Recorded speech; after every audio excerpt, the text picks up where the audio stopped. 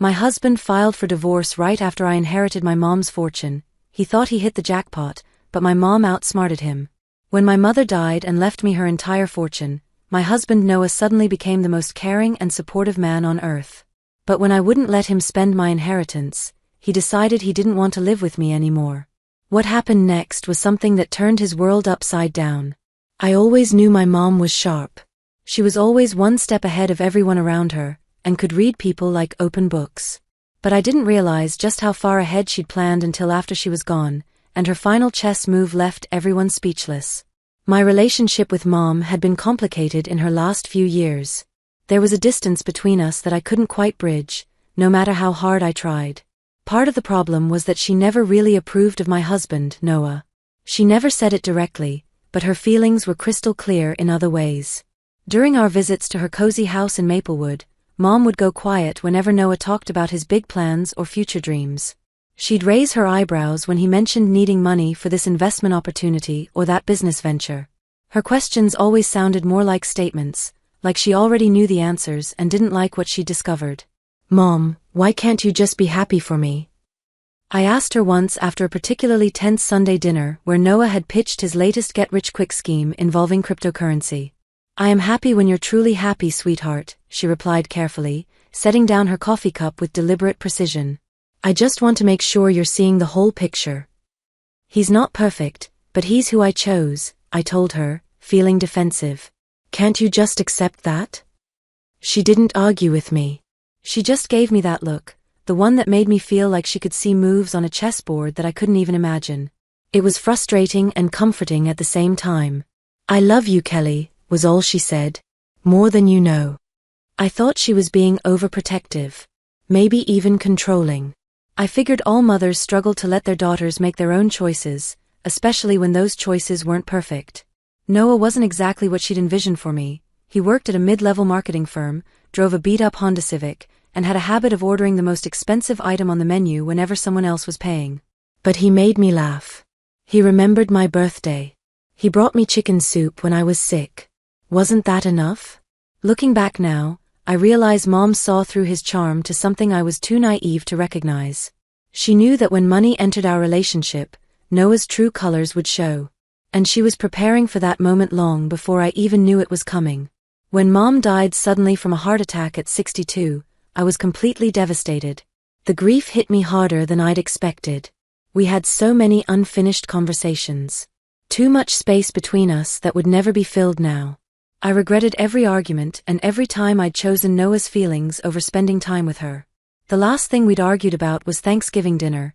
Noah wanted to go to his brother's house in Phoenix instead of staying local with Mom. I'd sided with him, and now I'd never have another Thanksgiving with her. The funeral was beautiful but heartbreaking. Mom's colleagues from the accounting firm where she'd worked for 30 years shared stories about her kindness and sharp wit. Her book club friends talked about her infectious laugh and how she always brought homemade brownies to their meetings. Her neighbors from Maplewood described how she'd never missed collecting their mail when they were out of town. Noah was supportive during those dark days, I'll give him that. He handled the funeral arrangements when I was too overwhelmed to think straight. He fielded phone calls from relatives and organized the reception at Mom's house. He even helped me pack up her belongings, though I noticed he seemed particularly interested in her jewelry box and the antique furniture. "Your mom had great taste," he commented, running his hand along her mahogany dining table. "This stuff is probably worth a fortune." I was too grief-stricken to pay much attention to his comments at the time. But then, just 3 weeks after the funeral, Mom's lawyer called me with life-changing news. "Kelly, I need you to come to my office," Mr. Patterson said gently. "There are some things about your mother's estate that we need to discuss in person." I met him at his law firm in downtown Chicago the next morning. His office was all dark wood and leather-bound books, the kind of place that made you speak in hushed tones.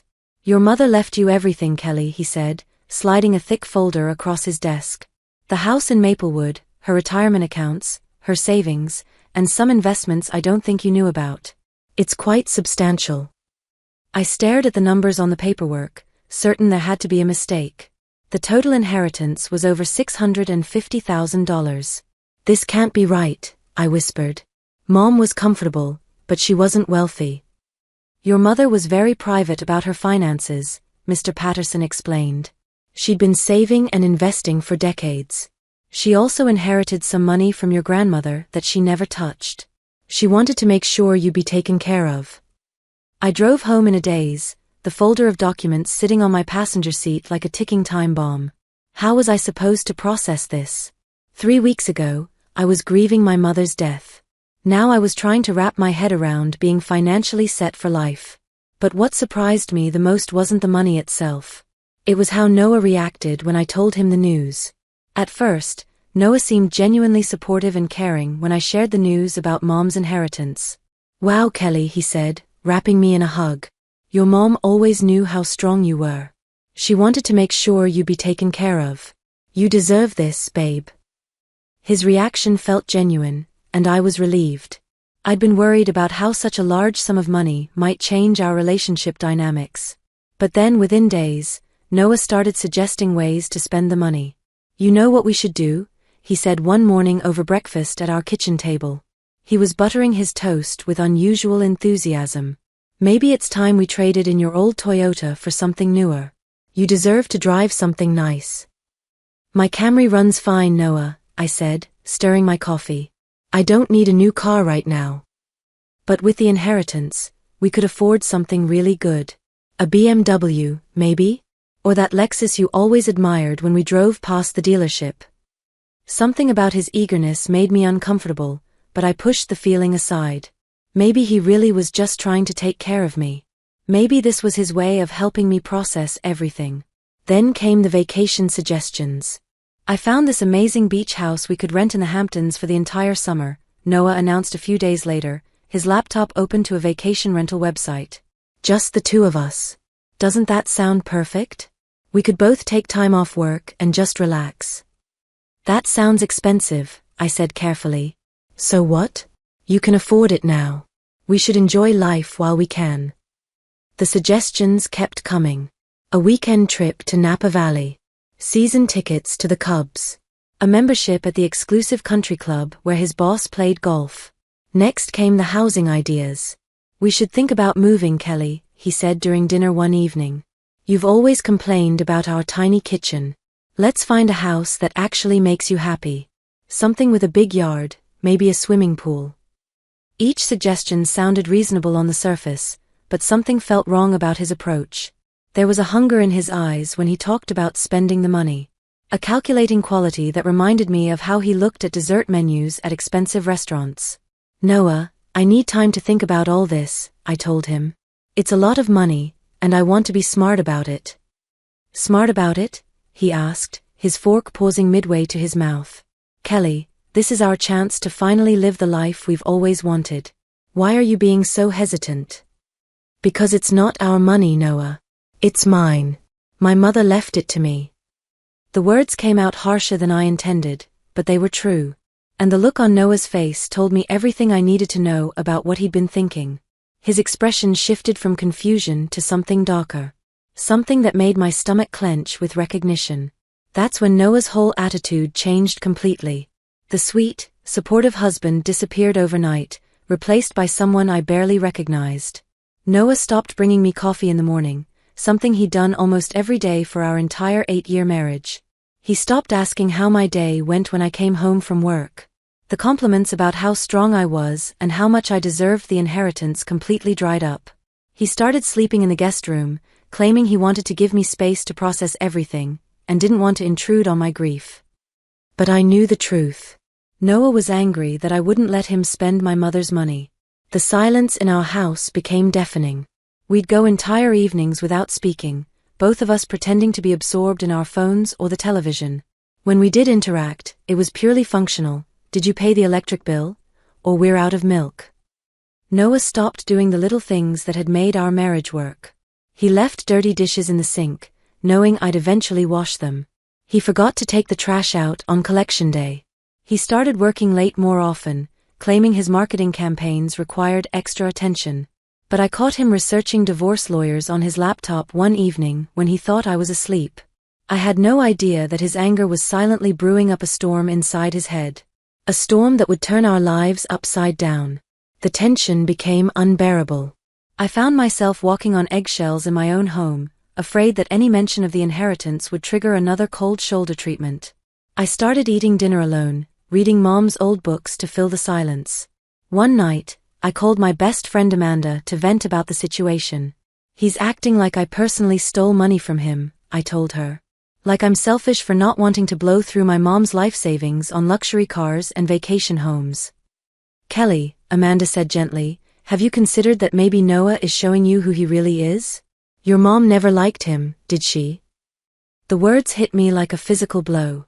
Mom had tried to warn me, hadn't she? All those raised eyebrows and careful questions. All those times she'd gone quiet when Noah talked about money. "She saw something I couldn't see," I whispered. "Maybe it's time you started seeing it too." But I wasn't ready to admit that my 8-year marriage had been built on a foundation of sand. I still hoped Noah would come to his senses and remember that he'd married me, not my bank account. I was about to learn just how wrong I was. The explosion came exactly 1 month after we'd learned about the inheritance. Noah walked into the kitchen where I was making spaghetti and meatballs, his favorite meal, which I'd prepared as a peace offering, and dropped his bombshell with no warning. "I think we should separate," he said flatly. I set down my wooden spoon and turned to face him. His expression was cold, like he was talking to a stranger instead of his wife of 8 years. "Separate," I repeated, certain I'd misheard him. "This isn't working anymore, Kelly. We want different things. You've changed since your mother died." "I've changed." I almost laughed, but the sound came out bitter. "Noah, you've been treating me like a bank account for the past month." "That's not fair," he snapped, his face flushing red. "I was trying to help us build a better life together. But you're too selfish to share anything. You're hoarding that money like some kind of dragon." Selfish. Now I was getting angry. My mother just died, and all you can think about is spending her money. She worked her entire life to save that money, and you want to blow it on cars and vacations. "Well, maybe if we divorce, we'll both be happier," he said with a shrug, like he was discussing what to have for lunch. I stared at him for a long moment. The man I'd defended to my mother, the man I'd chosen over family dinners and holidays, was exactly who she thought he was. And I'd never once listened to her. That realization shattered my heart into a million pieces. But then something else clicked into place. A memory of Mr. Patterson's office, and a folder of documents I'd barely glanced at during my grief. "Okay," I said calmly. "But there's something you should know first." Noah's eyebrows shot up. He'd expected me to beg or cry or fight for our marriage. He'd probably practiced this conversation in his head, imagining me as the desperate wife clinging to a man who didn't want her anymore. "What?" he asked suspiciously. I walked to our home office and pulled out the folder from our fireproof safe. It contained all the documents from Mom's lawyer that I'd been too overwhelmed to read carefully. Now I understood why Mr. Patterson had insisted I review everything thoroughly. I returned to the kitchen and slid the folder across the counter to Noah. "Go ahead," I said. "Read the highlighted section on page 12. Noah opened the folder with the confidence of someone who thought he held all the cards. His face went from smug to confused to pale as he read the words aloud. "If my daughter Kelly is married at the time of my passing, she will not receive access to any portion of her inheritance unless and until she is legally divorced. No spouse or third party may claim or access any portion of my estate under any circumstances." The kitchen fell silent except for the bubbling of pasta water on the stove. "You mean?" Noah's voice cracked slightly. "If we divorce, you get the money?" "Every single penny," I confirmed, unable to keep the satisfaction out of my voice. "But if we stayed married, neither of us would see a dime.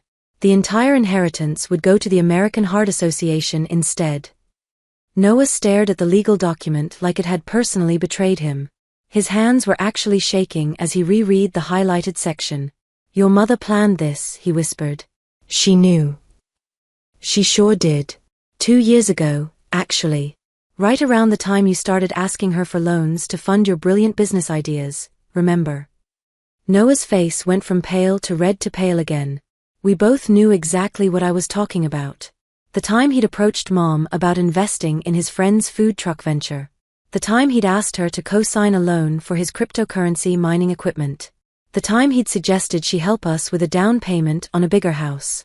Mom had politely declined each request, but I could see now that she'd been taking notes. building a profile of the man I'd married. She trapped me, Noah stammered. She protected me, I corrected. There's a difference. Noah slumped into one of our kitchen chairs, his head in his hands. But I already talked to a lawyer. He said spouses are entitled to half of everything acquired during the marriage. Not inheritance money received with conditions, I explained, feeling oddly calm. Mom's lawyer made sure of that. She researched Illinois divorce law thoroughly before she wrote this clause. So if I divorce you, I get nothing? Nothing, I confirmed. And if I divorce you, I get everything Mom intended me to have. Noah looked up at me with desperate eyes. Kelly, please. I'm sorry. I was just excited about the possibilities. I didn't mean to. We don't have to get divorced. We can work this out. But it was too late. I'd seen who he really was when he thought money was involved. I'd watched him calculate our relationship like a business transaction. I'd felt him withdraw his love the moment I didn't give him access to my inheritance. No, Noah, I said quietly. We can't work this out. Because you just proved that you married me for what you thought you could get from me, not for who I am. That's not true. Isn't it? You were ready to leave me 5 minutes ago. The only thing that changed was learning about Mom's conditions. Noah opened his mouth to argue, then closed it. We both knew I was right. I'll file the paperwork tomorrow, I said. You can stay in the guest room until you find somewhere else to live. As I turned off the stove and dumped the perfectly cooked spaghetti into the colander, I felt something I hadn't experienced in months: peace. Mom had seen this moment coming from miles away, and she'd made sure I'd be protected when it arrived. 3 months later, I was officially divorced and $650,000 richer. Noah had tried to contest the divorce terms, but his lawyer quickly explained that Mom's conditions were ironclad. She'd consulted with estate planning attorneys to make sure every detail was legally bulletproof. There were no loopholes, no technicalities, no way for Noah to claim even a penny of the inheritance. The divorce itself was surprisingly smooth. Noah moved out of our apartment and into a studio on the other side of Chicago. He kept his Honda Civic, his clothes, and his wounded pride. I kept everything else, including the engagement ring he'd bought me, which, it turned out, he'd purchased with money borrowed from his credit card. Once the paperwork was finalized, I made some changes of my own.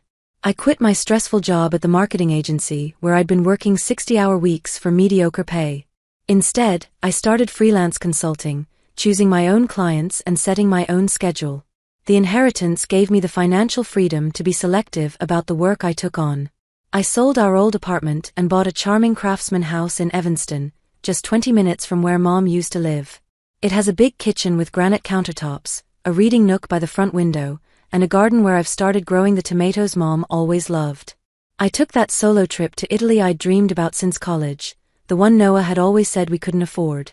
I spent 2 weeks wandering through Tuscany, eating incredible food, and visiting the art museums Mom had always wanted to see. Every sunset felt like a gift she'd given me. But the most important thing I did was frame the last photo I'd taken with Mom. It sits on my mantel now, next to a copy of her will. In the picture, she's smiling that knowing smile, the one that used to frustrate me so much. Now I understand what she was seeing.